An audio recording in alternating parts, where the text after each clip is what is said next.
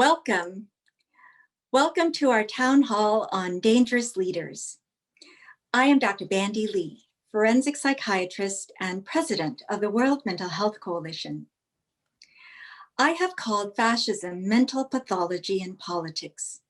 As a fascism scholar, Professor Ruth Ben-Ghiat is as psychologically minded as historians come. And as a public health-oriented psychiatrist, I am very excited to be having this conversation with her. Her sensitive awareness allows our fields to meet in uncommon ways that allow for deep understanding of our present situation. And the way mental health professionals bring the context of our experience with patients, she brings the context of historical figures. As for our format today, I will conduct an interview of Dr. Ben-Ghiat for the first half hour, and then open to the audience for questions. My co-hosts, as usual, are Leonard and Mark. Please be advised that this session is being recorded. To introduce, Dr. Ruth Ben-Ghiat is a professor of history and Italian studies at New York University, a frequent commentator on CNN, an expert on fascism, authoritarian leaders, propaganda, and threats to democracy around the world. Last but not least, she is a valued World Mental Health Coalition board member who has helped guide us on how to apply our mental health knowledge societally and within the currents of history. Dr. Ben-Ghiat, congratulations on your new book, Strongmen, Mussolini to the Present, and thank you for joining us today. Thank you, Bandy. Your work and ideas have always impressed me for their psychological sensitivity, and I find strongmen again to be truly exceptional. Historians and political scientists too often focus only on the overt political events, missing the underlying dynamics altogether, but you and your work go straight to it, and you are able to describe commonalities, patterns, and personality consistencies across all kinds of different leaders. Very briefly, how have you come to this remarkable psychological awareness, and how has it illumined your work? So I grew up in Pacific Palisades, California, which is it's an idyllic seaside town. It might seem a strange place to start thinking about fascism and pathologies, but it was a place where many anti-Nazis, Thomas Mann and others, they came to settle in my town and towns around it. So I was always aware of this, this kind of pain of the exile, and perhaps being a child of immigrants and the closest family member was an 11-hour plane ride away. Perhaps I was interested in what kinds of these regimes that force people to flee their country. So I started investigating individuals, Otto Klemperer, Arnold Schoenberg, who had to resettle. And then my first book out of my dissertation was on Italian fascist culture, but it was really a study in intellectual and cultural collaboration. How did the regime pressure people, intimidate people to work with them? And I followed individuals over the arc of 20 years, like some people who tried to emigrate and then they had to come back to fascism because they couldn't make a living, and how they made peace psychologically and pragmatically with the regime. So I've always been interested in these dynamics of collaboration, internal resistance, and so that's where it all began. That's very interesting. You were among the first to predict that Donald Trump would rule as an authoritarian once he came to power. Now he is more dangerous than ever before, precisely because of his psychology. What were some of the early red flags for you, and what do his traits say about how dangerous he will likely be in the next 60 days until his presidency ends? In other words, how does he resemble or differ from authoritarian cult leaders who brought their countries to ruin?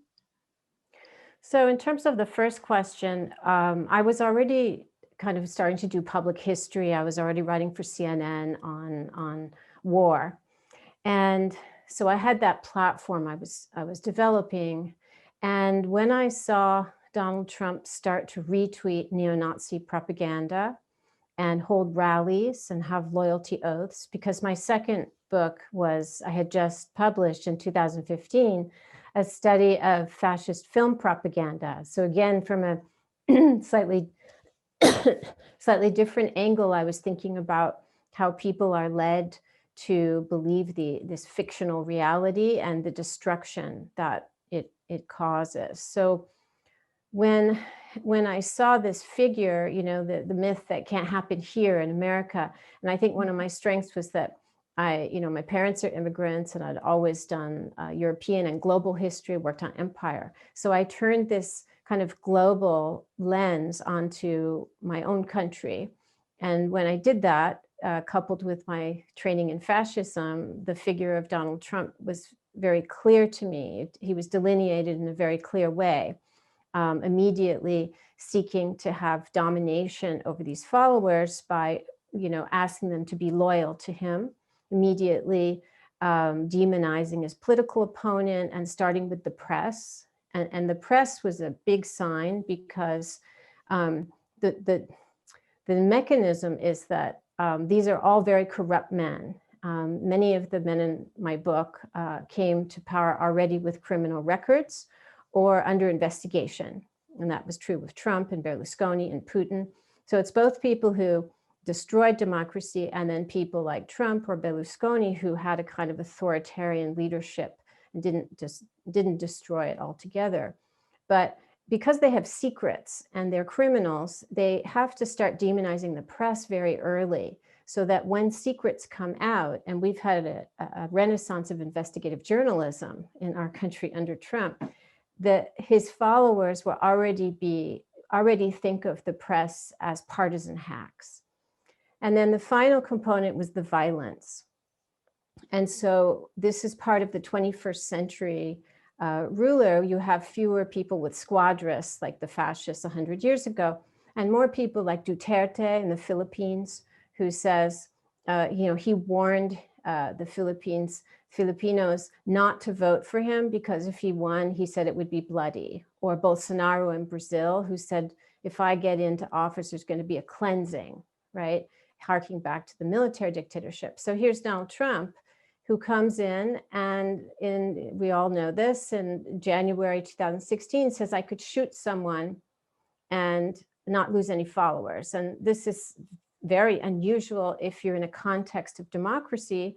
As a political candidate, just talk about shooting someone and getting away with it. So here again, the bond with the followers. So those are just a few things. There are many more that every time these things would happen, I would rush home and write an op-ed for CNN to warn people. Yes, that's remarkable. And it's incredibly illuminating to have a global perspective, isn't it? Donald Trump, with his severe mental impairments, would hardly have been able to keep any job in the military or in a major corporation that he did not own. Now, as he loses power, he's about to lead toward financial and legal problems, as you mentioned, once he leaves the presidency. What has attracted his followers, despite such pathology, criminality, and incompetence? Astonishingly, he received more votes in 2020 than in 2016. Yeah. What is your historical perspective on this, and how do we explain that so many Americans continue to follow him and parrot him? I think that, on the one hand, we can be tempted, and I myself started out talking about the loyalty oath, that these are people who just want to follow orders.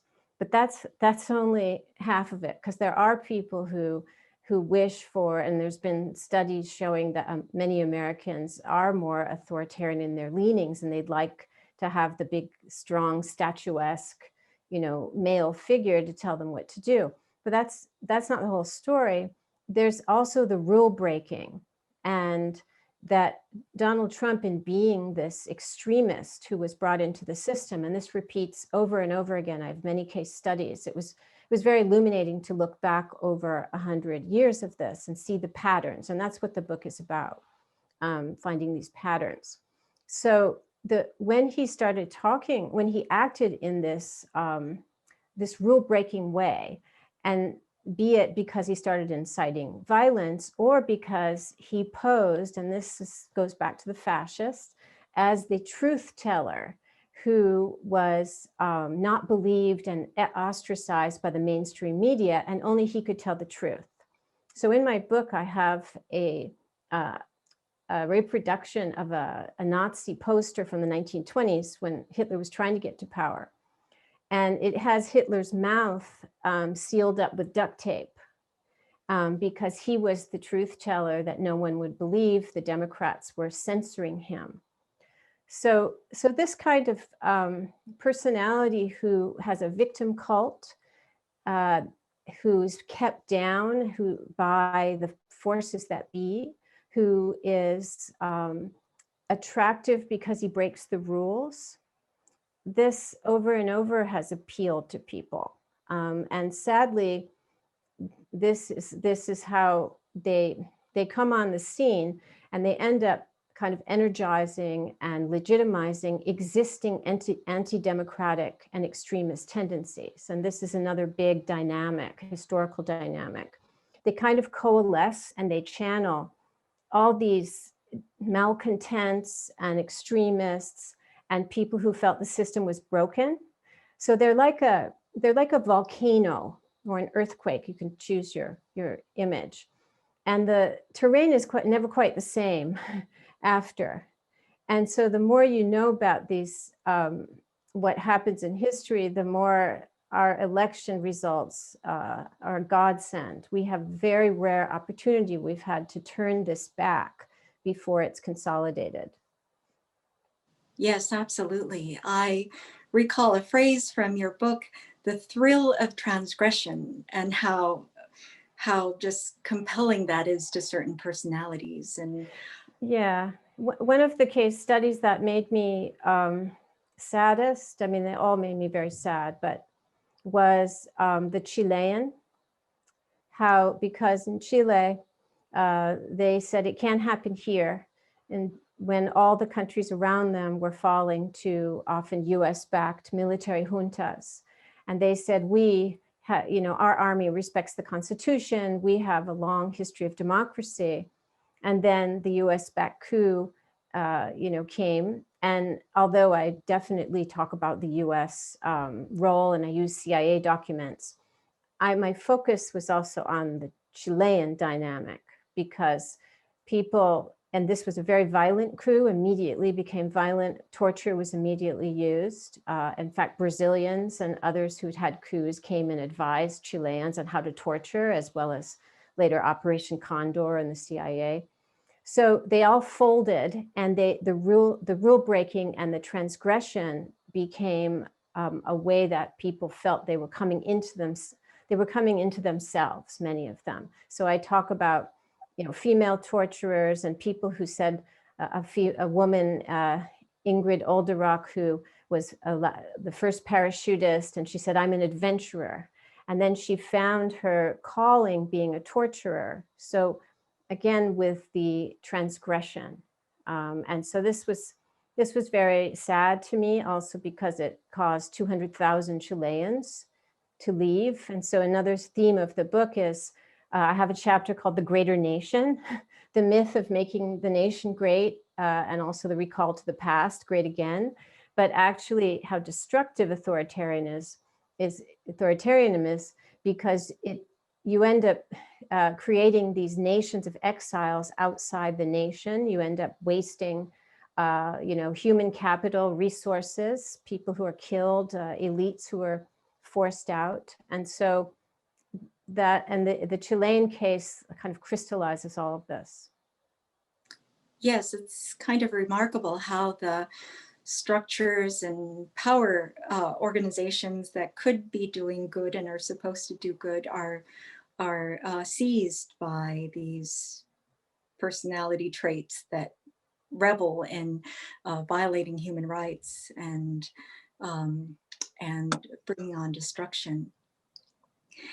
As you have well pointed out, dangerous leaders must maintain themselves in office at all cost because they cannot imagine failure.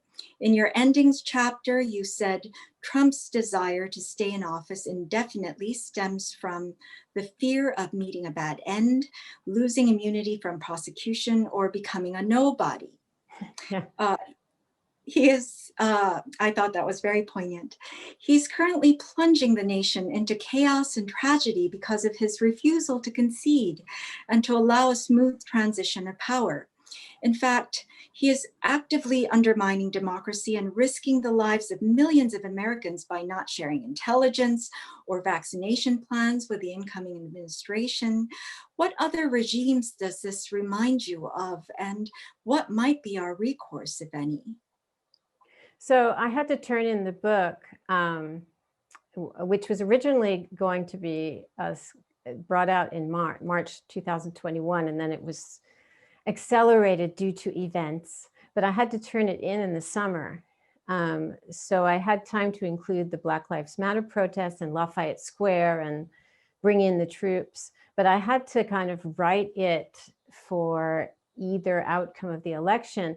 But I just had a feeling, his psychology is so, unfortunately for us, it lines up 100% with the other rulers, that everyone. And the outcome is very different, of course. He's not there in a military junta, and he's not in a fascist one-party state. Authoritarianism works differently today.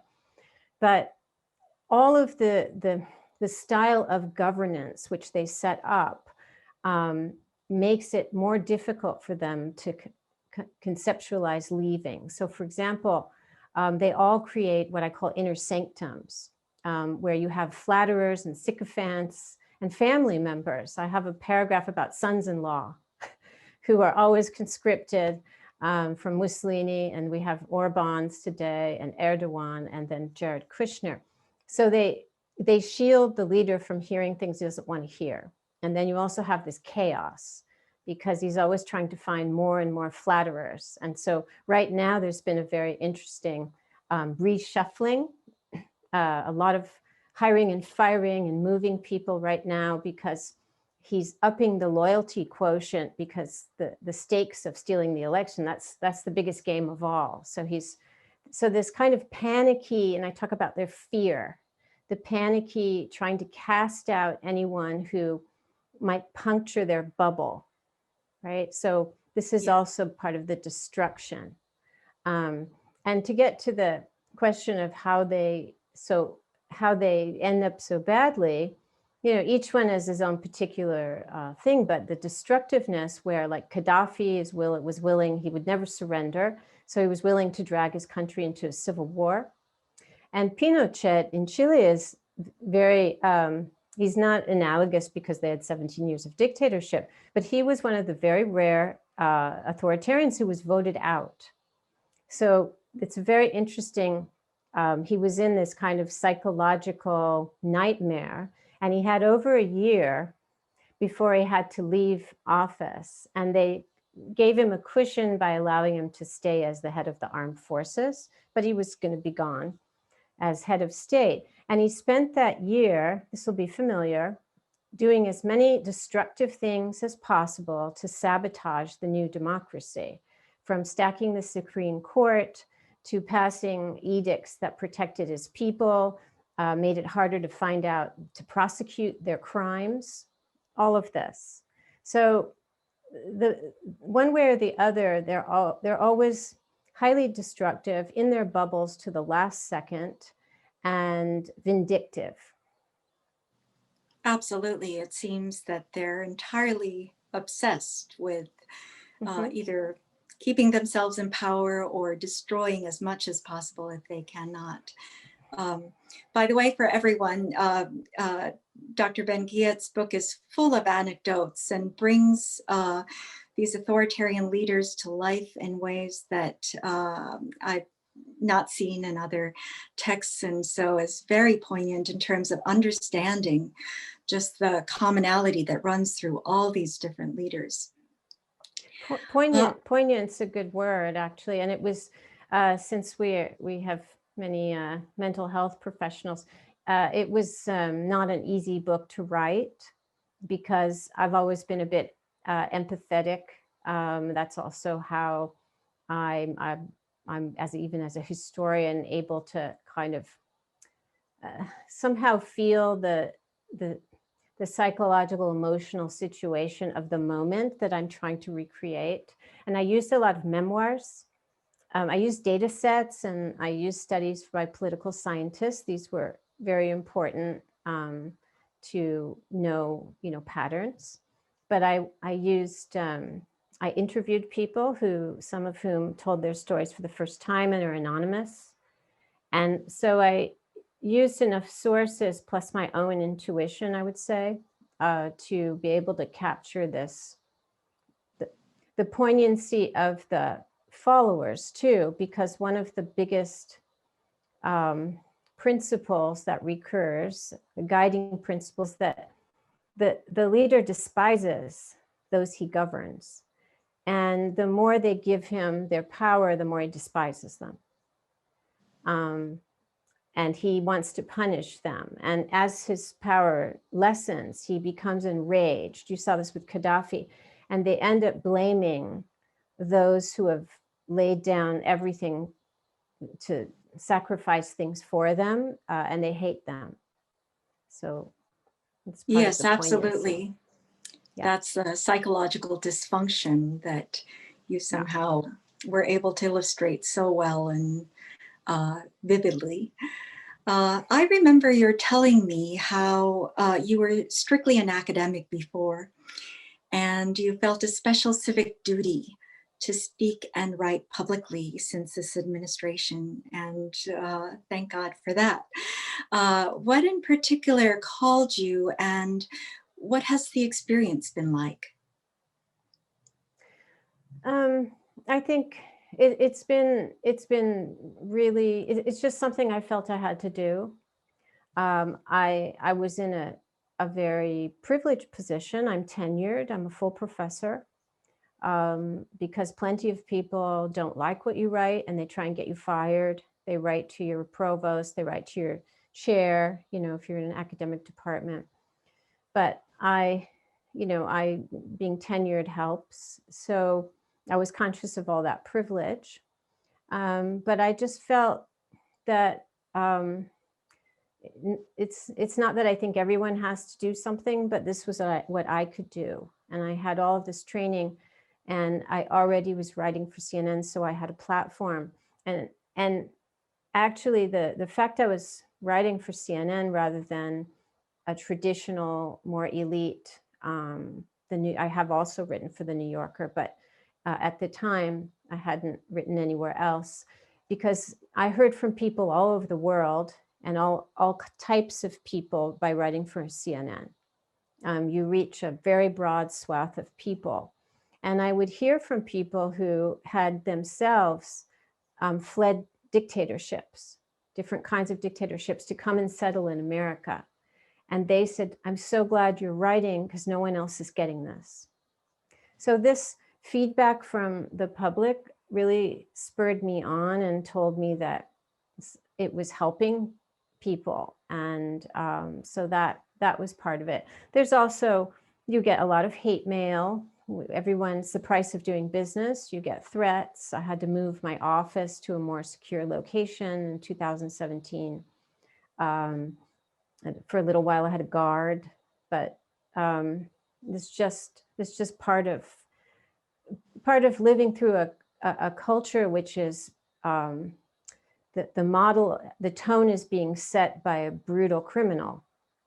When criminals get into power and have been associated with organized crime, the culture is going to reflect that, and people feel legitimated to just threaten and intimidate. And we see this has gone on with so many people.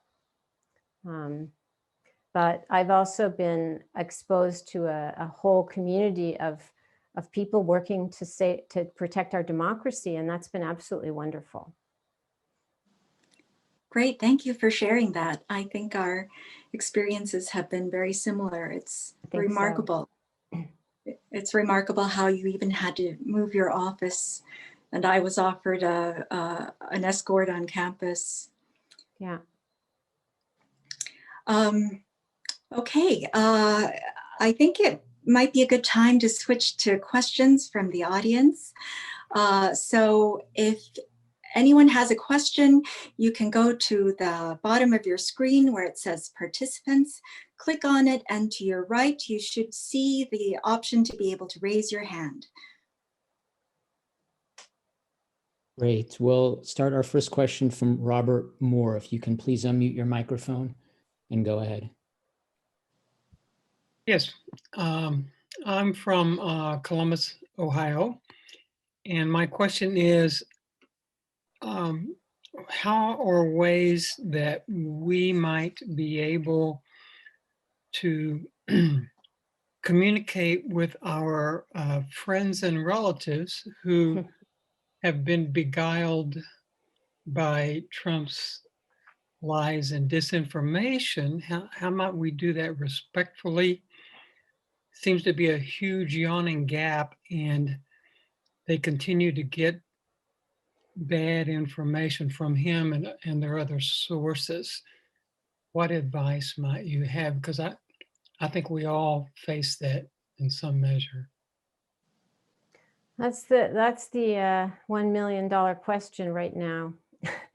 My own mother, who doesn't live in the States, but she has become rather radicalized. She was always fairly right-wing and into the British Empire, lives in England.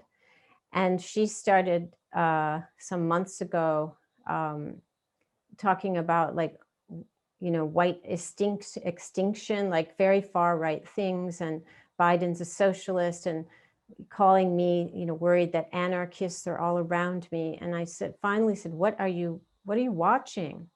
And she said, RT. And I said, Mother, RT is Russian propaganda. Do not, please don't watch this. And so for a while she stopped watching it, and then she's back watching it, and she says it's not Russian propaganda. And nothing I send her, but her views markedly changed. So I'm just saying this because I am very sympathetic, besides our collective problem with this. One of the issues is as long as the person is there with their personality cult, and I think I'm not, everybody wants to rejoice, luckily, that we had the election, thank God, and it came out the way it did. But they want to kind of mock Trump and say he's just a failure, he's a loser. And I think that's a little short-sighted, because he's been phenomenally successful with this personality cult, which is partly why he got the 70 million votes. So while he's still there, and he's activating even more his victimhood cult, and so people feel protective of him, it's a little bit hard to reach the other side. That said, especially if they're family members, I think that, and studies show that there are points of commonality that there are other issues perhaps which you have to go gently, because a frontal approach, it's for those who are, there are those who are hardcore, and it's very hard to get through to them. Then there are those who were situational followers, or who just voted for Trump because they don't want Biden. So part of it is changing their view of Biden. And some of it will be seeing that Biden and Harris will come in and there won't be socialist apocalypse. So it may take a few months of them realizing that it's not, it's not going to be anarchists all over the place. It's a slow process in any case. Okay, we have quite a few questions, so I'll ask that people keep their questions short, and we'll try answer to get through short too. Okay, thank you. Our next question will come from Laura. If you can please unmute your microphone and go ahead. One, I would like to ask what we can expect in the next 60 days, and if you think there will actually be a transfer to Biden. And I'll just quickly ask the second question in case you can touch it, is about communicating. I feel like as a professional, as a mental health professional, I haven't communicated well enough to the people who are not Trump supporters the danger and the danger that we're in, and teaching them about the psychological and mental health issues that the president has. And that's sort of just a question going forward. I think it's something I want to be doing regardless who is in power, and if you have any thoughts about how to do that. Thank you. I think just to address the second, I think that when these men come to power, they expose all the weaknesses in the system, things that we took for granted, both our basic democratic rights, protesters not being called rioters and anarchists, and also all of the loopholes that existed in the system that allowed Trump and Barr and his co-conspirators to get as far as they have.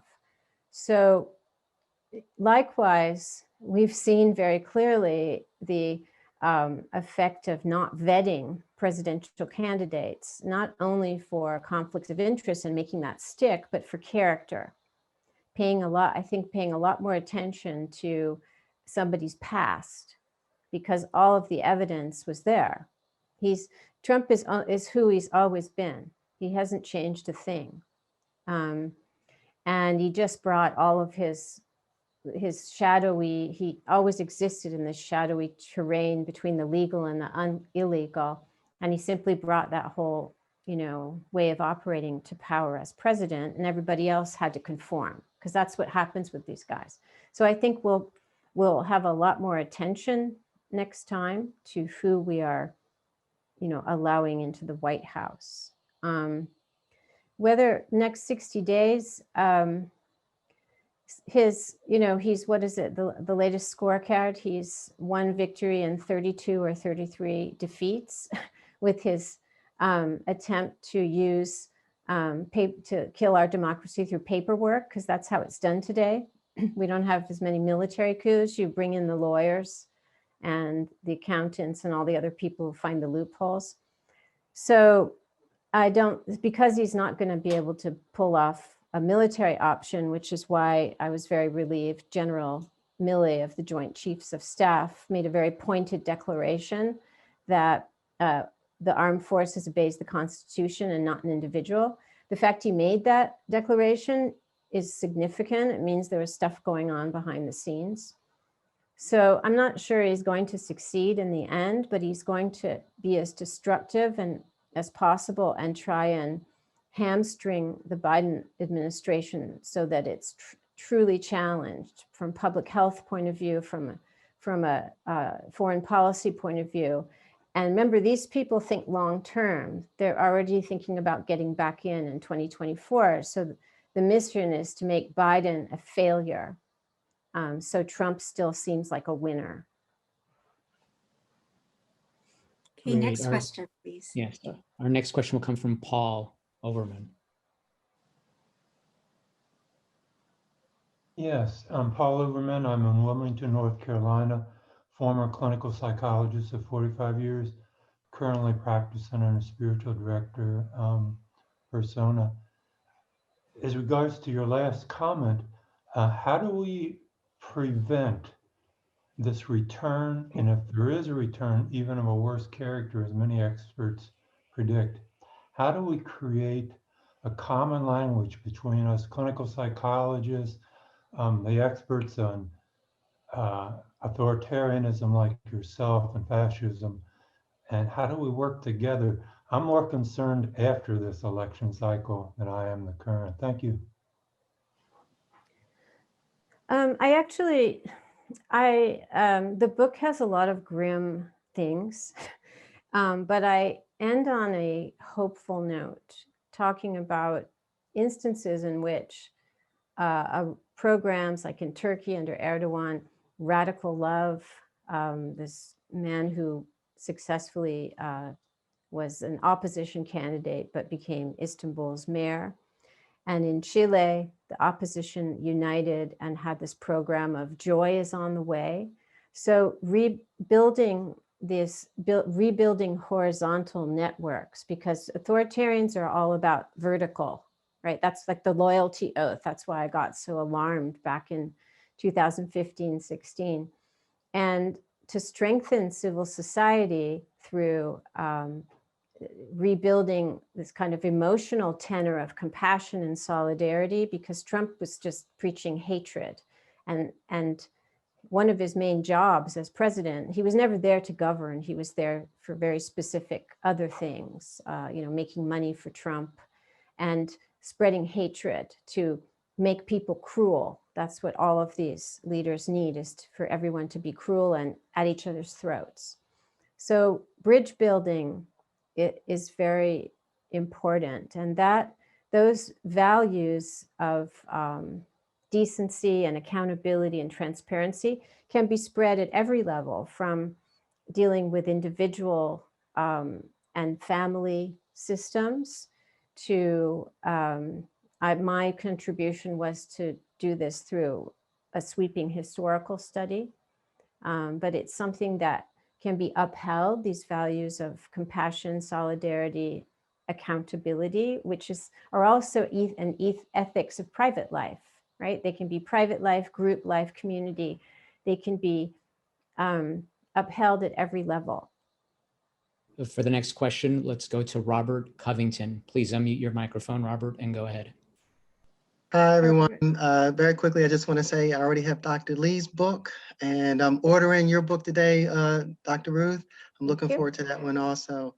I'm a mental health therapist for many years. I'm now in managed care and clinical management. My question to you is, also I'm a blogger, just. My question to you is, recently Joe Biden has suggested that one of the ways that he feels as though America should move forward in terms of healing is to, quote, move on from any kind of seriousness as it relates to potential investigations of Trump and his sycophants. What advice would you give to Joe Biden if you had the opportunity, and people around him, because you are such a well-known figure that people may be listening to you already because of CNN, but if you were able to get within his more inner circle, what advice would you give him, given the fact that if he stays on this same track and this trajectory of how he's looking at things, that it's going to severely damage his presidency? That's a great question. I understand the impetus to move on, because one of the things that's important right now before he takes office is to lower the tenor of the hatred and the, Trump has exhausted us with, this is what they do. They're empty people and they have to get attention 24/7. So they're constantly manufacturing outrage and histrionics, as well as policies that are inhumane. And we need a little bit of a break. And we're also dealing with immense loss from COVID. So from that point of view, right now, his message of being calm and moving on and not, not disturbing the waters, I understand it, but it would be a huge mistake, in my opinion, to pardon Trump. It would send a devastating message to, because the magnitude of Trump's crimes, I mean, his whole operation has been widely suspected of money laundering for decades. It's an international crime syndicate, as Sarah Kendzior says. It's not just a little bit violation of the Hatch Act or something like that. So pardoning him would allow all the future Trumps, and I mean literally the Ivanka, who's also a criminal, in my opinion, as well as Trumpoids, to feel they could do whatever they want starting in 2024. And because we have to push back very resolutely. And in my book, I talk about Silvio Berlusconi, who was his right-hand man, was convicted of mafia association while he was in power, highly so corrupt that he bent the entire judiciary system around his personal needs. When he was just one example of dozens, when he was accused of bribery, he had a law passed that made bribery a lesser offense, and they were called ad personam laws, and there were dozens of them. So when he was voted out in 2006, after 5 years of damaging civil society and everything else, the center left came in, and there was a lot of expectation that they would pass anti-corruption laws and they would push back because he had exposed all these weaknesses in the system, and they didn't do that. They wanted to like move on and have their own very different agendas, and people got very angry. And this is how right-wing populism started in Italy at this time. And Berlusconi was voted back in 2008 and was more corrupt than ever. So that's a lesson there. You have to, you don't want to make him more the victim on one hand, but you must use the instrument of the law because he has disrespected and trampled on the law. Great. Our next question will be from Elaine. Go ahead. Thank you. There's been so much education and information out there, and yet it doesn't seem to be penetrating or preventing any of the damage that's been done. And I'm wondering if there's some way of inoculating citizenry so that it isn't just coming from above down, but somehow we're empowering people to be able to discern between, what's dangerous and what isn't. I think there are a lot of groups that are working at the grassroots level, and I think that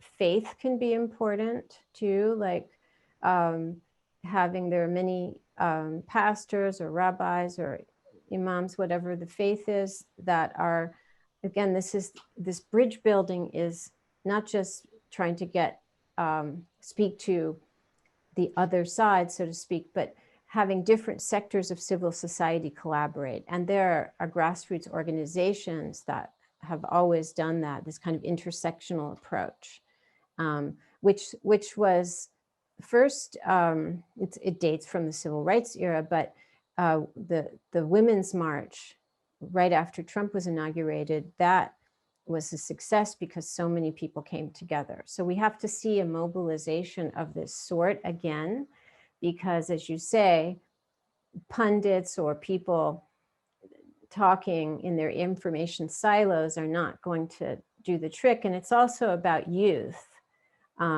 It's about, getting the message to younger people who will go on and have families. It's a long-term project, really. And I just hope that one of the lessons of these years is that it's a project worth undertaking. Great. Our next question will be from Lonice. If you can please unmute your microphone and go ahead.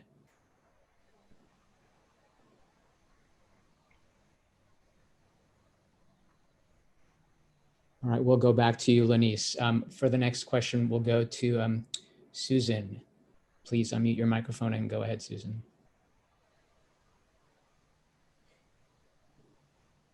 Hi, sorry about that. My phone was ringing with.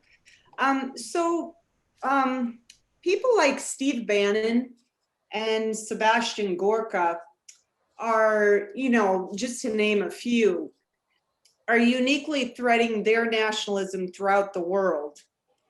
And the US seems to be, the influence of the world. Everybody sort of looks to the United States, or at least before Trump, as this, shiny object on the hill, as they say. And people like Sebastian Gorka and Steve Bannon, are really heavily influencing people through social media. Now we have Parler, which is this sort of separate social media site that I wouldn't go on. It's kind of scary how things are happening in all of these corners.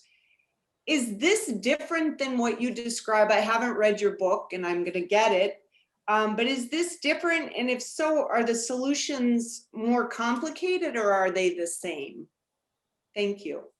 Solutions to, well, you know, the Trump and Bannon, who's always been more in the picture than people think, their goal was really, and certainly Gorka, their goal was really to reorient the United States, take it out of a democratic framework. And they've been getting out of a lot of the treaties, international treaties and alliances and things that have been part of America being part of the democratic firmament, and reorienting it to autocracy. Look at all the leaders who Trump admires and speaks to. The leader he spoke to the most on the phone wasn't Putin, it was Erdogan. He and Erdogan were very, very tight. And I found it interesting that Erdogan was one of the first leaders to call Biden and congratulate them, because these guys are also transactional. You're their friend until, as long as you have power, then you're not their friend. But these are large scale projects. And I was calling this Axis 2.0 in 2016.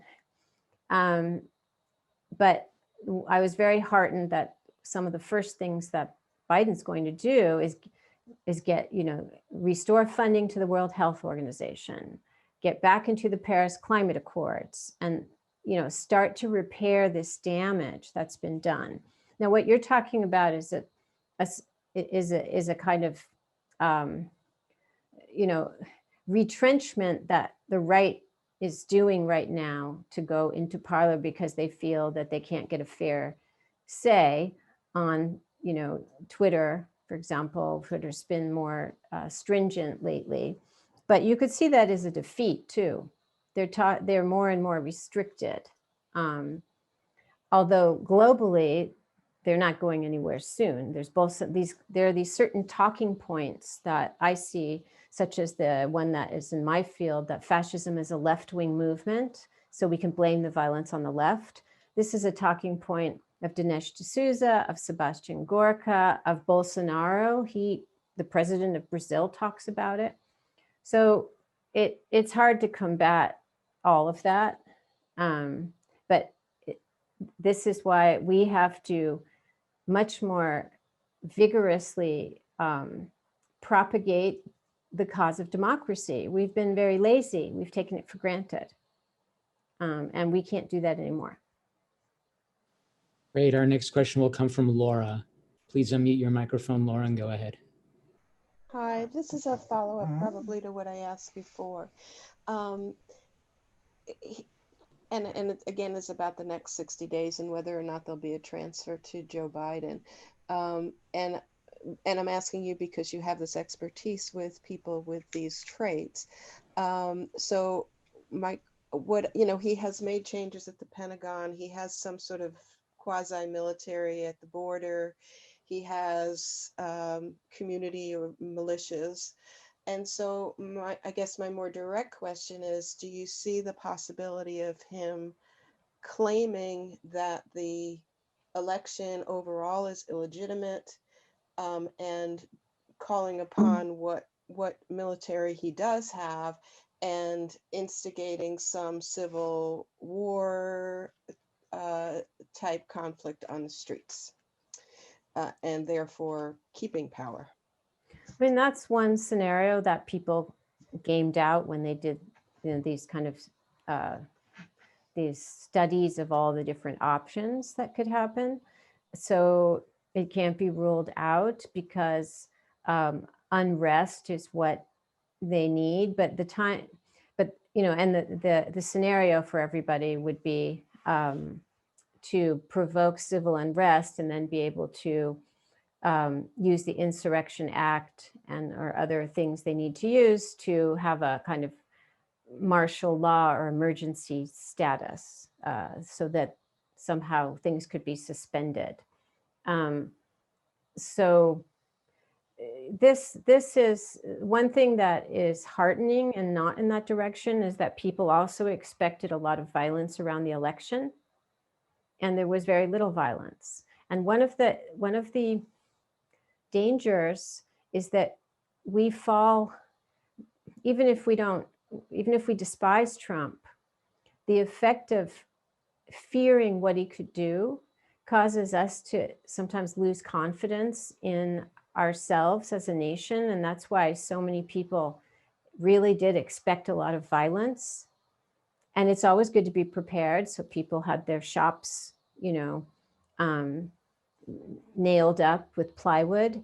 But indeed, we didn't have much violence. There were a few people threatening people with their guns at certain polling places, but that didn't come to pass. So that's important. So I don't have a crystal ball. It is an option, but I think we also have to have a faith in, and I'm not very I'm an optimist in my private personality, but I'm always prognosticating gloomy things that come true. So, but I see that as less likely when I see it as less likely at the moment. Great. Our next question will come from Lonice. If you can please unmute your microphone and go ahead. Okay, thank you very much. One of the things that I recall about education is that starting from very young ages, children are able to observe certain behaviors and characteristics if they're taught. Like I remember my sister was in a lower grade and they were teaching them about observable behaviors in drug addicts, which helped, our family understand when, one member was using drugs and the rest of us who didn't receive that education just didn't spot it at all. Is there a way that some of these major aberrant psychological behaviors and traits can be taught, even starting to small children, so that they can alert teachers and student counselors about these behaviors, and that has to permeate up through the educational system. Because these people pass through all sorts of systems and they're either not recognized or spotted or dealt with. And think of all of the people who Trump passed through, and where was the understanding about mental health issues to help keep someone like this out of power? Thank you. Well, it can be worse than what you said, because actually they're often rewarded for behaving badly. And this is when you have a criminal in power who has always been rewarded, including by society, with magazine covers for being the bad boy.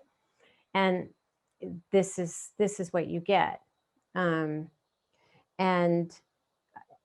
when Trump started, when he insulted women and called for Clinton to be locked up and talked about shooting people, these were what I call trial balloons. And he was testing. This is what, people, and also people with maladjusted people will also test, and bullies will test. And in every instance, there was no pushback. So he went further.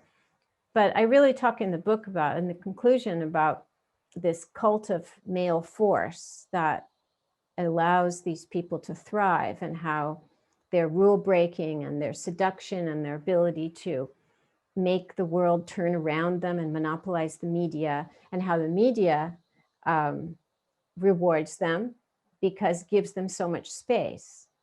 I unfollowed Trump many years ago, and everyone should have done the same, but it became a kind of fixation, even a psychological fixation. I'm not a shrink, but what's he going to do today? So it's fear, but it's also fascination, and we've got to short circuit that that dynamic. And so my book has been an attempt to take these people off the pedestal and show, take the curtain back, and only doing that will we be able to start fostering a different ethos of leadership, and it then what you say, we can start at the level of grassroots society and early education even.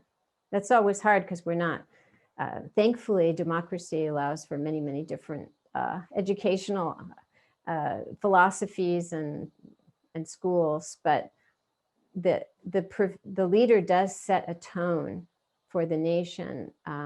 He's a model, or she's a model. And clearly what we had didn't do us any good. Great. Our next question. Oh, go ahead, Bandy. We only have a couple minutes left. So Leonard, I was wondering if you could take about 3 different questions and then have Dr. Ben-Ghiat answer them all at once. Great. Okay, we'll run through that. So when I call on you, just ask your question as quickly as possible. So first, I'm Jeff Smith. Just unmute your mic and please ask your question. Yeah, I've got a question about future alliances. I know there's a deep suspicion around expertise amongst many people. And I just thought, I wondered, moving forward, you know, how you view the idea of allying with ex-cult members, survivors of domestic abuse, people who've lived under authoritarian regimes, because they feel it and are able to express it viscerally and emotionally and just as powerful as a way as Trump is. And so I'd be interested to know whether or not you see any value in that. Oh, I do. And in fact, this isn't my field of expertise, but I've read that many people, for example, people who were in far-right groups and have renounced them are very, very effective at getting through to people in far-right groups who might be wavering. That's the principle, because they have a credibility that someone like me going in there, I'm just viewed as a liberal, and they won't let you in. So this is also a kind of bridge building. And I really do think there are people who, 70 million people voted for him, but not all of them are hardcore Trumpists. Some of them were situational. Some of them just got the wrong idea about Biden. So it wasn't as much about, they didn't maybe like my mother, she doesn't vote, but she doesn't really like Trump. But she said, Biden's just going to let the borders open and the Mexicans come in. This is her speaking. So someone like that, they see in 6 months that the Mexicans didn't all come in and the anarchists have not taken over, and they're changing their mind about Biden because they already didn't really like Trump. So there too, so there's that, as well as having people who, it's been very effective. I think there were videos of people who didn't believe in COVID because Trump told them it was a hoax. And then they got sick and they made videos, and these went viral, and there's a reason. So these kinds of testimonies are very effective. So perhaps we can take our last question. There's still a lot of questions I can see. People can enter them into the chat and we'll collect them and try to answer them, post them on our website. So last question, please. Okay, so our last live question will be from Monica Riley. And please unmute your microphone and go ahead. Thank you. Is there a historically proven way to successfully and peacefully remove a strongman? If so, could this work in the case that we have now with Trump if he doesn't leave in January 20th? The best outcome is what we just did, is we voted him out because we still had a functioning democracy. A lot of the cases in my book is there was no more democracy, or very sadly, during the time I worked on the book, 2 of Orban and Putin have consolidated their power, where Orban now rules by decree. And he did all of this with very little physical violence. So that's where many people think we were headed.